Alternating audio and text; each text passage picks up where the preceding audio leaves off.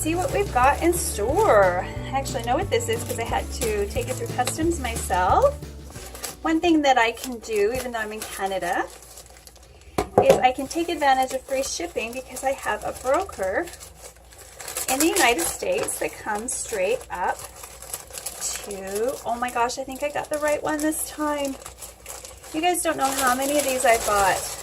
I have bought so many transfer mats.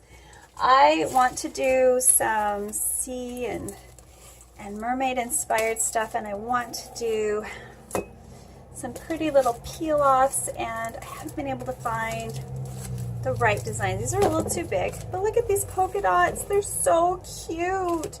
And in time for Valentine's Day, I'll be able to do an impression mat Valentine. These cost me a small fortune, both in import fees and shipping, but it was totally worth it, I think, especially for this one, the polka dots. And I think this one's going to work. All the other ones I've got are super small. These are nice and big, and I should be able to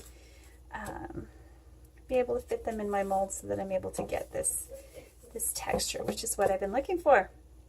All right, so if you enjoyed this Mailbox Minute, please click like and subscribe, and come on back to watch me play with these in my sofa kitchen. Bye for now.